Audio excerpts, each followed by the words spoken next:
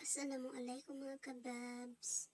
So, ang luto natin today is kabsa laham. So, let's start. Siyempre, naguwas na din ako ng karning kambing. So, yan, isang planggana yan. So, ating lulutuin yan dito sa ating rice cooker. At ating na itong sisindihan mga kabs. Dahil ang kapal-kapal nito mga kabs, kaya sobra talagang mag-init. Kaya, nagpainit na din ako ng tubig para yan na lang yung ating ilalagay sa ating press cooker. At siyempre, habang nagiinit yung ating press cooker at pati yung tubig natin, kuha tayo ng lagayan ng kanin. Dahil kukuha tayo ng kanin, and then, ugasan na natin habang tayo ay nagluluto ng karni. So, yan ko na din ako ng bigas. So, ito yung ating bigas. 2 kilo nga pala ang ating lulutuin mga kabs dahil meron tayong bisita today. Kaya tayo ay nagluto ng isang katutak na karni. Char. So, ganito talaga dito mga kabs pag pag Friday. Ito talaga yung araw talaga ng aking kabisihan. So, yan. Tapos na din yung ating tubig na pinainit. Kaya sobrang init na talaga ng ating press cooker. Punti ka na talagang lilipad dahil sa init niya, char. Nasa 10 liters nga din pala ang nailalagay ko dito na mainit na tubig mga kabs. Pero madali din talagang kukulo mga kabs kasi mainit na nga ng tubig ang ating ilalagay. So kukuha tayo ngayon ng ating mga panino or seasoning, char.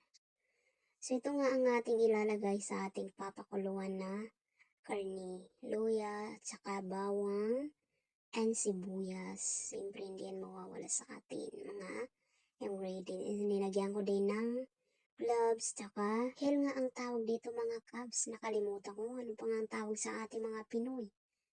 Ang hill, and then paminta na hindi durog. So, lahat ng linagay ko dyan mga kabs ay hindi siya mga powder. Kaya na, ito na naman tayo ngayon. So, ilalagay na natin yung ating karne. Ayan, yan. May pakiring-kiring pa si Inday, mga kabs. Sige na nga, ilalagay na natin yung ating karne dahil init na talaga yung tubig natin kagaya ng pag-iinit niya sa'yo. Charot lang. So, dahan-dahanin natin ito ilalagay sa ilalim ng ating press cooker at ating itong i-arrange or pagdugtong-dugtongin. Charot lang. Kagaya ng pagdugtong-dugtong niya sa'yo, char. Ay, may hugot pa si Inday. Akala mo naman broken, charot lang. Ayan guys, hindi lahat ng broken diba ay dahil sa pag-ibig. Yung iba, broken dahil walang pera. Ay, yun na naman tayo. Ay mga kabs, huwag niyo pansin yung nakakamay ako dahil nagugas naman ako, char. Oo, totoo yan mga kabs, nagugas naman tayo. Ay, meron ako yung mamarites sa yung mga kabs.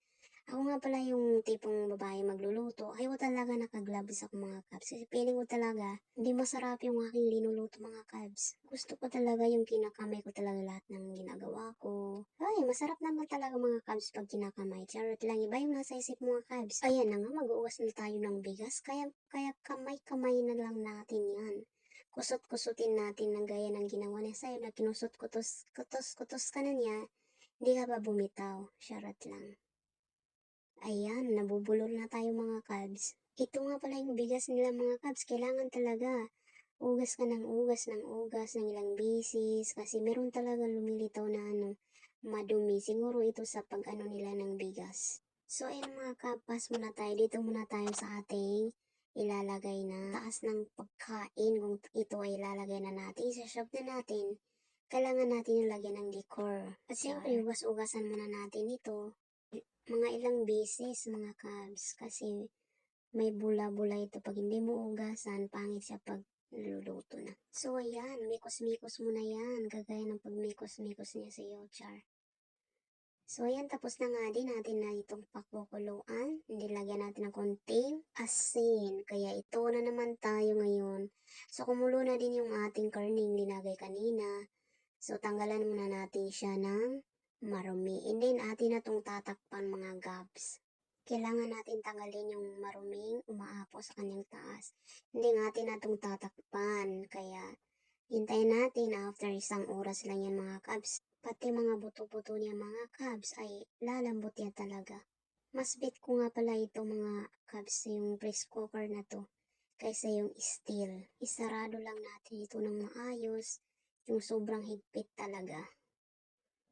And then atin na itong iwanan. Palakas na yung tunog niya. Saka natin itong tatanggalan ng takip. At siyempre mga kabs, habang hinihintay natin ito, tayo muna ngayon ay magpainit ng mantika. Nilagyan natin ng sibuyas, tsaka bawang. And then lalagay natin yung ating giniling kanina na kamatis, saka sibuyas, bawang para sa ating sausawan. And then mekos-mekos na lang natin ito habang sa mag-brownies yung ating mga seasoning. Nilagyan na natin yung kamatis na ating i-blender mga kabs. So yan, para yan sa ating tawag nilang dakos. Inilagyan ko na rin ng kamon saka black pepper. So and then, depende sa panglasa ninyo kung gusto niyo maalat or ano, nasa tikim-tikim lang yan mga kabs. Ay, kagaya ng ginawa ng Jomo sa'yo, tinikman ka lang, iniwan ka naman. Ay, sarat lang. So ito na nga, nagbenito din ako ng mantika and then magprito naman tayo ng bawang sibuyas. Yan. So kulong-kulo na din yung ating dakos or sauce. And then atin na itong i-off para hindi siya masusunog kagaya ng ginawa niya sa'yo, sinunog lang ang puso mo. Ay, ganun talaga mga cabs pa hindi ka importante sa kanya. Ay, so lalagyan natin ito ng konting olive oil para hindi siya tuyo kagaya ng ginawa niya sa'yo, pinatuyo ka niya. Ay, meron kang konting hugot, kabs, sarot. So, ayan natin na itong i-off dahil meron na siyang olive oil. So, ayan, napagpasensyahan na ng mga kabs dahil masyado talaga tayong bulol pagdating talaga sa Tagalog. Ay, pero okay lang yan mga kabs. Naintindihan naman natin, oy. So, maglagay na rin ako ng mantika and then atin na ito ilalagay yung sibuyas sa bawang. Para naman ito sa ating pinakuluan kanina na season or pang decor, hindi ko alam kung anong tawag dyan. So ayun na yan, mikos-mikos na natin yan. Ayan, so brown na siya, lalagay na natin to, ito na yun siya. Nilagyan na lang natin yan ng paminta at saka powder na lemon. So ayan ang mga cabs, tapos na ang ating ilalagay sa taas ng kanin. And i-off na natin yan ang kanyang apoy para hindi siya uminit. So, ito na nga mga cabs. Tapos na nga din yung ating karne. So, binaba ko na siya mga cabs. Dahil dito ko yan siya bubuksan sa pinakababa. Sa baba. Kasi nga hindi ko masyadong abot. Oy, kaya pinagbalaman tayo ng katangkaran. Oy, ganun talaga ang pure Pinoy. Oy, proud lang Pinoy mga cabs. So, ito na nga mga cabs. Unti-unti na lang lumalabas yung kanyang hangin, and then atin na itong tatanggalin. So, ayan. Pwede na yan siya mga cabs tanggalin. So, ayan mga cabs. Atin na itong tatanggalin yung kanyang takip. Siyempre, mag-gloves kayo kasi napakainit talaga. So, dahan-dahan lang dahil sumisingaw pa yan siya. Dahan-dahan lang, wag kang bibitaw. Ay, sana all may padahan-dahan pa.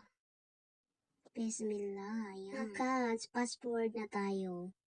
And then ito na binalik ko na din yung tubig ng ating karne. And then atin itong papainitin. Then lalagyan na natin yung ating kanin. So ito nga lang pala yung ating karne. Ayan, napakalambot niya mga cabs. Pati yung buto niya. Napakalambot. And then ito na nga, mainit na nga din. Kaya lalagay natin yung ating kanin. Hindi, hintay muna natin kumulo. Saka natin takpan mga cabs. So ito na nga yung ating kabsa laham. So, ito yung ating karni. Linagay ko sa oven para siya maging red. So, atin na ito ilalagay dito. Ayan, napakayami mga cabs. Kaya, subukan nyo nga din ito lutuin mga cabs. So, yan na nga, inutusan ko pa yung aking nanay na videohan ako. Kasi sabi ko, nag-vlog ako. Kaya, videohan mo muna ako. Ayan, diba? Kaya, napaka-supportive talaga ng aking nanay mga cabs. So, siya yan nagbibideo ko na may naglalagay sa karne. Ay, ang sarap talaga magkaroon ng nanay ganito. So, ito na nga yun. Tapos na yung ating kabsalahan mga cabs. Thank you for watching and see you next my video.